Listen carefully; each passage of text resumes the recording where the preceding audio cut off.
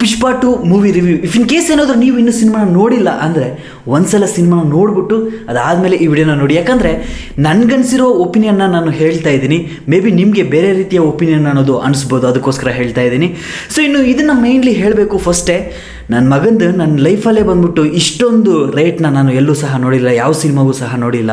Single ಸ್ಕ್ರೀನ್ಸಲ್ಲೇ 1000 rupees 800 rupees ಬಂದ್ಬಿಟ್ಟು ಮಾಡಿದ್ರು ಈ ಸಿನಿಮಾಗೋಸ್ಕರ. ವರ್ತಾ ಇಷ್ಟು ದುಡ್ಡು ಕೊಟ್ಬಿಟ್ಟು ಸಿನಿಮಾನ ನೋಡೋದು ವರ್ತಾ ಇಲ್ವಾ ಅನ್ನೋದ್ರ ಬಗ್ಗೆ ಮಾತಾಡುವ ಅಂತ ಹೇಳ್ತಾ, ಸೊ ಇನ್ನು ಶುರು ಮಾಡೋಕ್ಕಿಂತ ಮುಂಚೆ ಹೆಲೋ ಎವ್ರಿವನ್, ನಾನು Gajendra from Karunadu. Let's get it to the video. So ಇನ್ನು ಆನ್ಲೈನ್ ಸ್ಟೋರಿ ವಿಷಯಕ್ಕೆ ಬಂದರೆ, ಆನ್ಲೈನ್ ಸ್ಟೋರಿ ಅಂತ ಏನು ಹೇಳ್ಕೊಳ್ಳೋ ಮಟ್ಟಿಗೆ ಇದರಲ್ಲಿ ಸ್ಟೋರಿ ಏನು ಜಾಸ್ತಿ ಇಲ್ಲ ಮಗ, ಸಿಂಪಲಾಗಿ ಹೇಳ್ಬಿಡ್ಬೋದು ಆ್ಯಕ್ಚುಲಿ ಬಂದ್ಬಿಟ್ಟು. ಇಫ್ ನೀವೇನಾದರೂ ಪುಷ್ಪ 1 ನೋಡಿದರೆ ಅಲ್ಲಿ ಬಂದ್ಬಿಟ್ಟು ಆ ಪಾತ್ರ ಅಂದರೆ ಈ ಪುಷ್ಪ ಅನ್ನೋ ಪಾತ್ರ ಬಂದ್ಬಿಟ್ಟು ಅವನ ರೈಸನ್ನು ಅದನ್ನು ತೋರಿಸ್ಕೊಟ್ಟಿರ್ತಾರೆ. ಅಂದರೆ ಒಬ್ಬ ವರ್ಕರ್ ಆಗಿ ಸಿಂಡಿಕೇಟ್ ಪ್ರೆಸಿಡೆಂಟ್ ಯಾವ ರೀತಿ ಆದ ಅನ್ನೋದ್ರ ಬಗ್ಗೆ ತೋರಿಸ್ಕೊಟ್ಟಿರ್ತಾರೆ. ಇನ್ನು ಈ ಪಾರ್ಟ್ 2 ಅಲ್ಲಿ ಬಂದ್ಬಿಟ್ಟು ಈ ಸಿಂಡಿಕೇಟ್ನ ಯಾವ ರೀತಿ ಅವ್ನು ರೂಲ್ ಮಾಡ್ತಾನೆ ಅನ್ನೋದ್ರ ಬಗ್ಗೆ ತೋರಿಸ್ಕೊಡ್ತಾರೆ. ಆ್ಯಂಡ್ ಅವನ ಫ್ಯಾಮಿಲಿ ಅಂದರೆ ಅವನ ಮನೆತನದ ಹೆಸರಿಟ್ಕೊಂಡು ಅವ್ರ ಅಣ್ಣ ಬಂದ್ಬಿಟ್ಟು ಅವಾಗ ಪುಷ್ಪಗೂ ಮತ್ತು ಅವ್ರ ಅಣ್ಣನಿಗೂ ಜಗಳ ಆಗ್ತಾ ಇರುತ್ತೆ ನೋಡಿ. ಆ ಪಾತ್ರ ಮತ್ತು ಪುಷ್ಪ ಪಾತ್ರ, ಈ 2 ಪಾತ್ರಗಳು ಒಂದಾಗುತ್ತಾ ಇಲ್ವಾ ಅನ್ನೋದ್ರ ಬಗ್ಗೆ ತೋರಿಸ್ಕೊಡ್ತಾರೆ. ಸೊ ಇಷ್ಟೇ ಸಿಂಪಲ್ ಸ್ಟೋರಿ. ಆ್ಯಂಡ್ ಸಿಂಡಿಕೇಟಲ್ಲಿ ಯಾವ ರೀತಿ ಅವನು ರೂಲ್ ಮಾಡ್ದ ಏನು ಅನ್ನೋದ್ರ ಬಗ್ಗೆ ತಿಳ್ಕೊಬೇಕು ಅಂದರೆ ನೀವು ಸಿನಿಮಾದಲ್ಲಿ ಹೋಗಿ ನೋಡ್ಕೋಬೋದು ಅಂತ ಹೇಳ್ತಾ, ನನಗೆ ಕೆಲವೊಂದು ಪೋರ್ಷನ್ಸ್ ತುಂಬಾ ಇಷ್ಟ ಆಯಿತು, ಅದನ್ನು ಇಲ್ಲಿ ಮೆನ್ಷನ್ ಮಾಡೋಕ್ಕೆ ಇಷ್ಟಪಡ್ತೀನಿ. ಆ್ಯಕ್ಚುಲಿ ಬಂದ್ಬಿಟ್ಟು ಫಸ್ಟ್ ಆಫ್ ತುಂಬಾ ಅದ್ಭುತವಾಗಿದೆ ಅಂತಲೇ ಹೇಳ್ತೀನಿ. ಇಲ್ಲಿ ಪರ್ಟಿಕ್ಯುಲರ್ಲಿ ನಿಮಗೆ ಹೇಳಬೇಕು ಅಂದರೆ ಫಸ್ಟ್ ಆಫ್ ತುಂಬಾ ಎಂಗೇಜಿಂಗ್ ಆಗಿ ಕರ್ಕೊಂಡು ಹೋಗುತ್ತೆ. ರಪ್ ಅಂತ ಸೀನ್ಸ್ ಹೋಗ್ತಾ ಇರುತ್ತೆ. ಆ್ಯಂಡ್ ನಮಗೆ ನೋಡೋಕ್ಕೆ ಖುಷಿ ಆಗ್ತಾ ಇರುತ್ತೆ. ಯಾಕಂದರೆ ಆ ರೀತಿಯ ಒಂದು 10 ನಿಮಿಷಕ್ಕೆ ಒಂದೊಂದು ಬ್ಲಾಕ್ ಅನ್ನೋದು ಬರ್ತಾ ಇರುತ್ತೆ, ಹೈ ಫೀಲ್ ಕೊಡ್ತಾ ಇರುತ್ತೆ. ಆ್ಯಕ್ಚುಲಿ ಫಸ್ಟ್ ಇಂಟ್ರಡಕ್ಷನ್ಸ್ ಏನಿದೆ ಅದು ಚೆನ್ನಾಗಿ ಮಾಡಿಕೊಟ್ಟಿದ್ದಾರೆ. ಆ್ಯಂಡ್ ಇಲ್ಲಿ ಪರ್ಟಿಕ್ಯುಲರ್ಲಿ ಈ ಸಿನಿಮಾ ನೋಡಬೇಕು ಅಂದರೆ ನೀವು ಅಲ್ಲು ಅರ್ಜುನ್ಗೋಸ್ಕರ ಮಾತ್ರನೇ ನೋಡಬೇಕು ಅಂತಲೇ ಹೇಳ್ತೀನಿ. ಯಾಕಂದರೆ ಸುಕುಮಾರ್ ಅವರ ರೈಟಿಂಗ್ ಬಂದ್ಬಿಟ್ಟು ಈ ಸಿನಿಮಾದಲ್ಲಿ ಸ್ವಲ್ಪ ಎಲ್ಲೋ ಒಂದು ಕಡೆ ಎಡವಟ್ಟು ಹೊಡೆದಿದೆ ಅಂತಲೇ ಹೇಳ್ತೀನಿ. ಯಾಕಂದರೆ ಇನ್ನೂ ನೆಕ್ಸ್ಟ್ ಲೆವೆಲಲ್ಲಿ ಬರೆದು ಈ ಸಿನಿಮಾನ ಎಲ್ಲಿಗೋ ಕರ್ಕೊಂಡೋಗಿ ಹೋಗ್ಬೋದಿತ್ತು. ಬಟ್ ಸ್ವಲ್ಪ ಅಲ್ಲಲ್ಲಿ ಇನ್ನೂ ಬೆಟರ್ ವರ್ಷನಲ್ಲಿ ಬರೆದಿದ್ರೆ ಚೆನ್ನಾಗಿರ್ತಿತ್ತು ಸುಕ್ಕು ಅಂತ ಅನಿಸ್ತಾ ಇರುತ್ತೆ.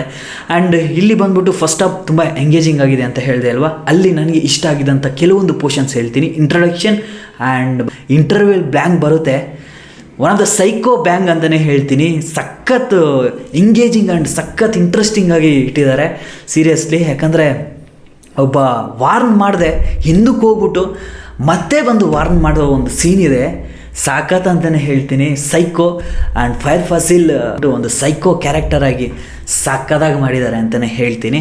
ತುಂಬ ಇಷ್ಟ ಆಯಿತು. ಆ್ಯಂಡ್ ಇನ್ನು ಸೆಕೆಂಡ್ ಹಾಫ್ ವಿಷಯಕ್ಕೆ ಬಂದರೆ, ಸೆಕೆಂಡ್ ಹಾಫು ಸ್ಟಾರ್ಟಿಂಗು ಚೆನ್ನಾಗಿರುತ್ತೆ.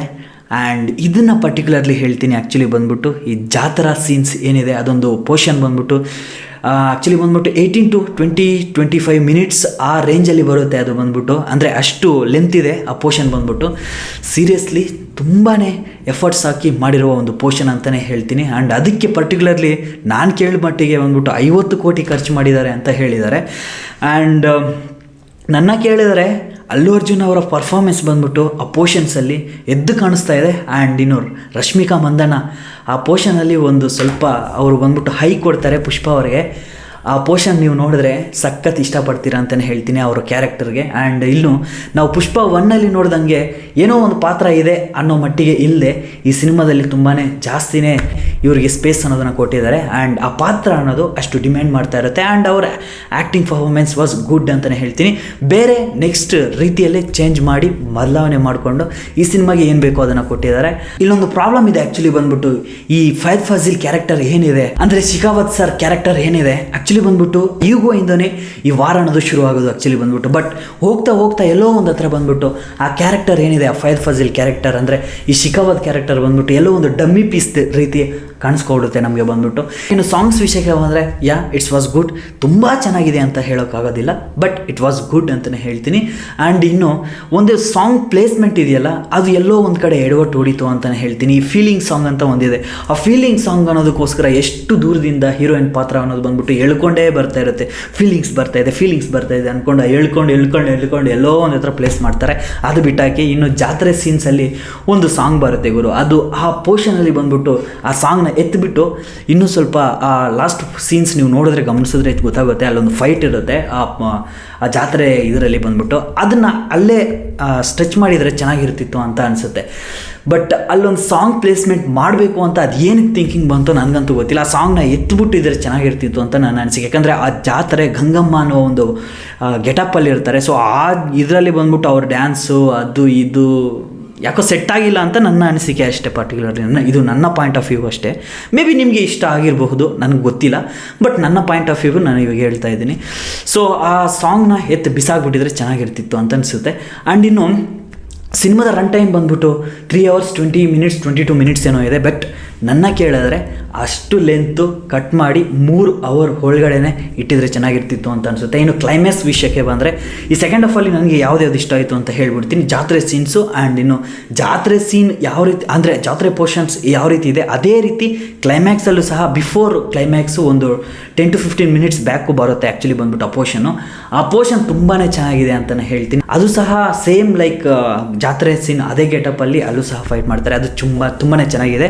ಆ್ಯಂಡ್ ಅಲ್ಲೊಂದು ಹೆಲಿಕಾಪ್ಟರ್ ಇಳಿಯೋ ಸೀನ್ಸ್ ಎಲ್ಲ ಫ್ಯಾಂಟಾಸ್ಟಿಕ್. ಆ್ಯಂಡ್ ಸಿನಿಮಾಟೋಗ್ರಫಿಗೆ ಹೆಡ್ಸ್ ಅಪ್ ಅಂತಲೇ ಹೇಳ್ತೀನಿ, ತುಂಬ ಚೆನ್ನಾಗಿ ಮಾಡಿದ್ದಾರೆ. ಆ್ಯಂಡ್ ಇನ್ನು ಮ್ಯೂಸಿಕ್ ವಿಷಯಕ್ಕೆ ಬಂದರೆ DSP ಚೆನ್ನಾಗಿಲ್ಲ ಅಂತ ಅನ್ಕೊಳ್ತಾ ಇದ್ವಿ. ಆ್ಯಕ್ಚುಲಿ ಬಂದ್ಬಿಟ್ಟು ಟೀಸರ್ ಟ್ರೈಲರ್ಸ್ ಎಲ್ಲ ಬಂದಾಗ ಯಾಕೋ ಸ್ವಲ್ಪ ಎಡವಟ್ಟು ಹೊಡಿತಾ ಇದೆ. ರೀಸೆಂಟ್ಲಿ ಅವರ ಕಂಗುವಾ ಸಿನಿಮಾ ನೋಡಿದ ಮೇಲೆ ಯಾಕೋ DSP ಅವರ ಡೌನ್ಫಾಲ್ ಆಗ್ತಿದೆ ಅಂತ ಅಂದ್ಕೊಂಡಿದ್ವಿ. But it was good guys, seriously ಹೇಳ್ತಾ ಇದ್ದೀನಿ, ಚೆನ್ನಾಗಿದೆ ಆ್ಯಕ್ಚುಲಿ ಬಂದ್ಬಿಟ್ಟು. ಆ್ಯಂಡ್ ಅದ್ರ ಜೊತೆಗೆ ಸ್ಯಾಮ್ CS ಸಮಥಿಂಗ್ ಅವರು ಬೇರೆಯವರು ಬಂದ್ಬಿಟ್ಟು ಸ್ಯಾಮ್ CS ಐ ಥಿಂಕ್ ಅನ್ಕೊತೀನಿ, ಅವರು ಸಹ ಇದರಲ್ಲಿ ಆ್ಯಡ್ ಆಗಿದ್ದಾರೆ. ಆ್ಯಂಡ್ ಇನ್ನೂ ಒಂದು ಕ್ರೆಡಿಟ್ ಅಂತೂ ಕೊಟ್ಟಿದ್ದಾರೆ ನಮ್ಮ ಅಜ್ಜುಬಾಯಿಗೆ ಏನು ಕ್ರೆಡಿಟ್ ಕೊಟ್ಟರು ಅಂತ ಗೊತ್ತಿಲ್ಲ. ಬಟ್ ಒಂದು 15 days ಬ್ಯಾಕ್ ಬಂದ್ಬಿಟ್ಟು ಅಜ್ಜುಬಾಯಿ ಅವರು ಸಹ ಕೆಲವೊಂದು ಪೋರ್ಷನ್ಸ್ಗೆ ಪುಷ್ಪ 2 ಅಲ್ಲಿ ವರ್ಕ್ ಮಾಡಿದ್ದಾರೆ, ಮ್ಯೂಸಿಕ್ನ ಕೊಟ್ಟಿದ್ದಾರೆ ಅಂತ ಕೇಳಿಪಟ್ಟೆ.